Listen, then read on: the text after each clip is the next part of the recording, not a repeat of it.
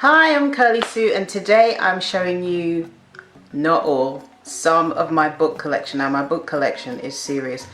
Let me just insert some footage here of my book collection. As you can see, I have 101 books, probably more than 101 books.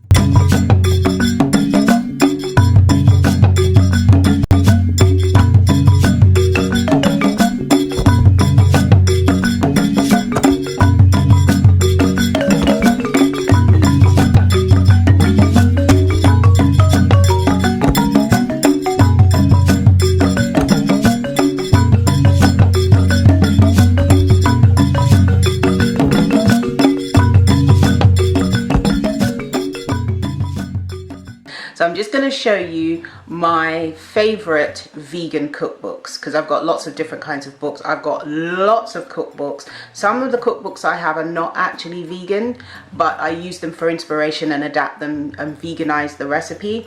But these are just some of my cookbooks that I have. So let's get started. So first of all, I have to start with my own cookbook. So is this one. It's called Cooking with Kids. It comes in paperback.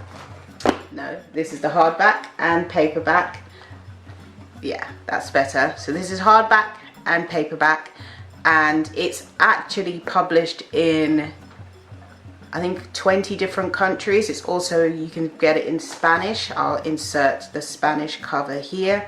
It is published in French as well, but I don't have a copy of the French cover. So this is Cooking with Kids, and I'll insert a link in the description for all of the different books that I can find a link for, and the titles, so that you can have a look and get those books if you want to. So this is my vegan cookbook for kids and parents called Cooking with Kids. That's the first one.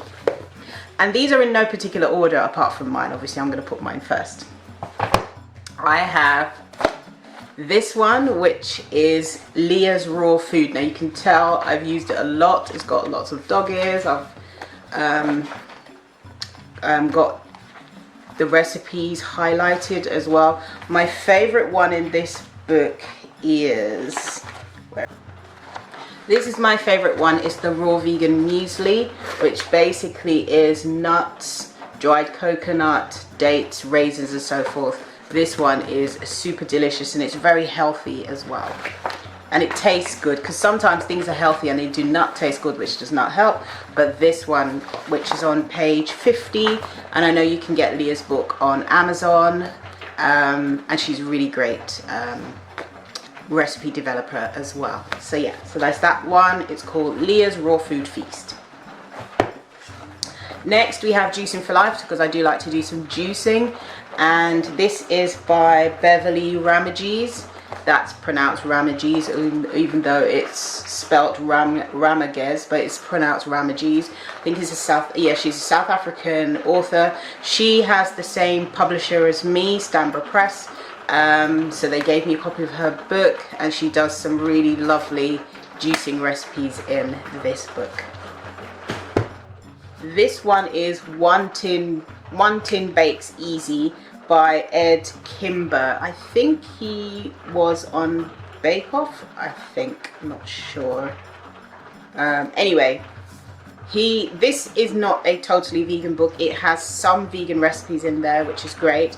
It also has some gluten-free ones, because I'm trying out some gluten-free recipes as well, because I did test my wheat tolerance level and it did not come out well, so I'm trying to reduce my wheat intake, but I will make some with wheat as well. So there's this one as well, which is good. Oh, this lady is called Danielle Maupertuis, yeah, Danielle Maupertuis. She is a vegan pastry chef. She is amazing. I interviewed her on my podcast.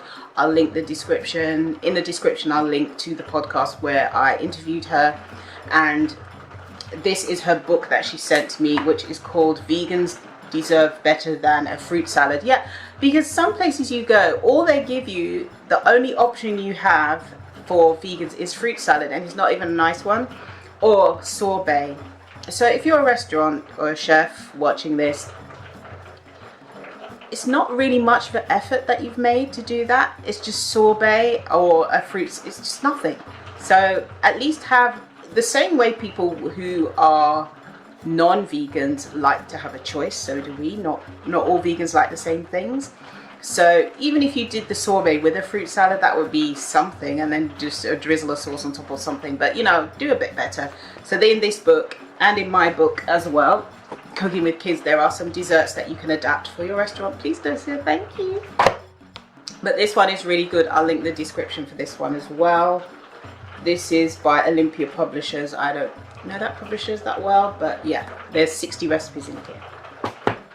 Then one of my absolute faves I use quite a lot, and this is my favorite one that I use, their raisin bread, is the China Study cookbook. They do lots of really great healthy recipes. Some of the taste is a little on the bland side for me, but you can always adapt it to your own taste. There's no harm in that, and this has lots of great, and the recipes in here are easy to make as well, because some vegan recipe books, I don't know if they're trying to make it the biggest challenge in the world. Sometimes they have ingredients you think, where am I going to buy that? Or there's just so many steps, but this one has lots of easy recipes. This one, Natural Lifestyle Cooking by Ernestine Finley. Her husband is a pastor, Mark Finley, and they're Seventh-day Adventists like myself, and I went to New York to the Field School of Evangelism that the church ran, and she gave out these cookbooks, and I've used it a lot. I've even got like notes in there and everything. This is really great. I don't know if it's still in print, but I will have a look online, and if so, I will put a link in the description.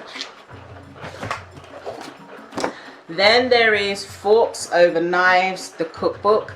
I haven't cooked many things from this as yet. I need to do so, but Forks Over Knives again is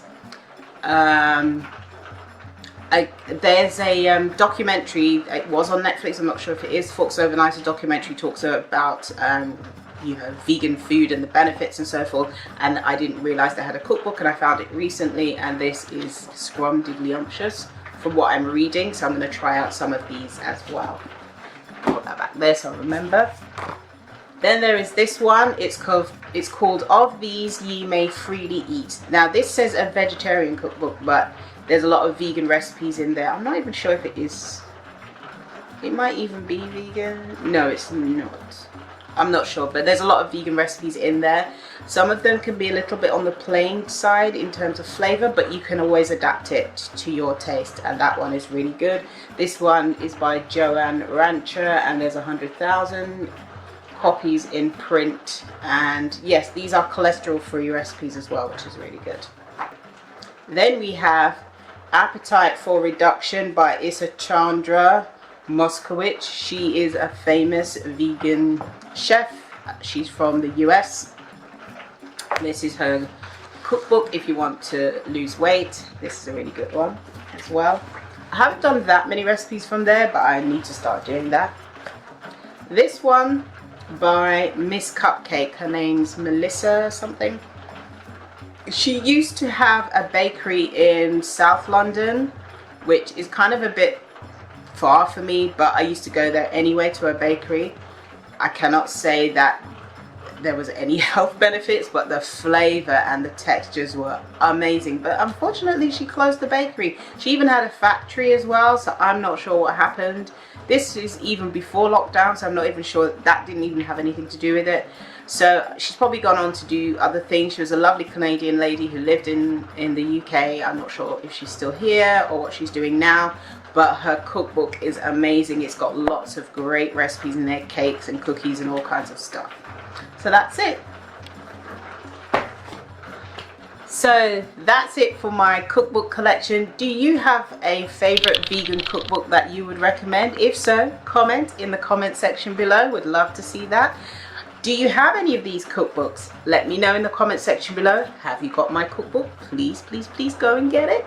Comment in the comment section below. Would love to hear from you. Or if you just want to say hi, you can put the book emoji if you want, or just say hi, and that's it. Thank you for watching. Please subscribe to this video. Please subscribe to my channel and turn on the notification bell so you will see lots more videos just like this one.